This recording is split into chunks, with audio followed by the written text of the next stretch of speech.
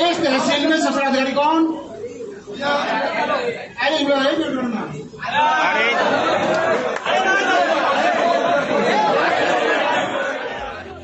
जरा सोचिए, एक आईएएस ऑफिसर जिसके नाम से भ्रष्टाचार कांपता हो, जिसे 7 गोलियां भी झुका न पाई, वो वकीलों की भीड़ के सामने कान पकड़कर उठक बैठक लगा रहा हो।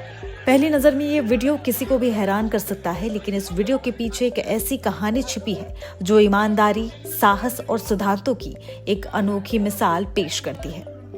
ये तस्वीरें यूपी के शाहजहांपुर की हैं और भीड़ के बीच कान पकड़कर उठक बैठक लगा रहे ये शख्स हैं 2021 बैच के आईएएस ऑफिसर रिंकू सिंह राही। न चेहरे पर गुस्सा, न पद का रौब, न कोई अहंकार, बस एक सरल स्वीकारोक्ति। अब जानिए पूरा मामला क्या है। दरअसल हाल ही में शाहजहांपुर के पुआया में बतौर एसडीएम चार्ज लेने के बाद रिंकू सिंह राही निरीक्षण पर निकले थे। इसी दौरान उन्होंने एक वकील को टॉयलेट के बाहर गंदगी करते देख लिया। नाराज ऑफिसर ने वकील से मौके पर ही उठक बैठक लगवा दी। फिर क्या था, वकीलों ने इसे अपमान मानकर हंगामा खड़ा कर दिया और धरने पर बैठ गए। मामला बढ़ता देख रिंकू खुद वकीलों के बीच पहुंचे। उन्होंने अपनी गलती मानी और संदेश देने के लिए खुद ही कान पकड़कर उठक बैठक लगा दी। उनका मानना है कि अगर कोई गलती करता है तो उसको दंड मिलना चाहिए ताकि वो दोबारा ऐसी गलती ना करे। लेकिन ये कहानी सिर्फ एक उठक बैठक की नहीं, ये कहानी है जिद की, ईमानदारी की और मौत को मात देने की। रिंकू राही का नाम आज जितना उनकी सादगी के लिए चर्चा में है, उससे कहीं ज्यादा उनकी बेखौफ ईमानदारी के लिए जाना जाता है। ये साल 2009 का था, जगह थी मुजफ्फरनगर।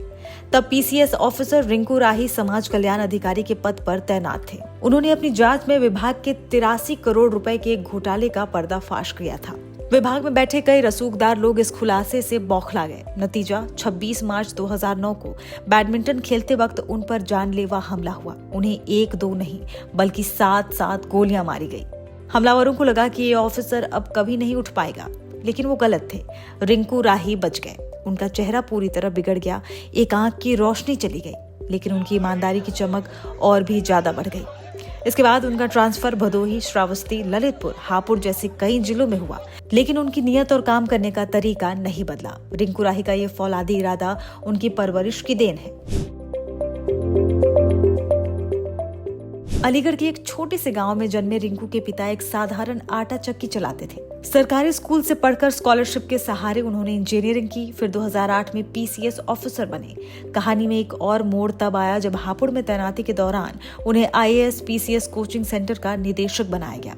वहां छात्रों को पढ़ाते पढ़ाते उनके छात्रों ने ही उनमें एक नई चिंगारी जला दी। छात्रों ने कहा कि सर, आप हमारे लिए मिसाल हैं, आपको फिर से यूपीएससी देना चाहिए। ये बात उनके मन में घर कर गई और 13 साल बाद 2021 में उन्होंने यूपीएससी की परीक्षा दी और देश भर में 683 रैंक हासिल कर आईएएस ऑफिसर बने।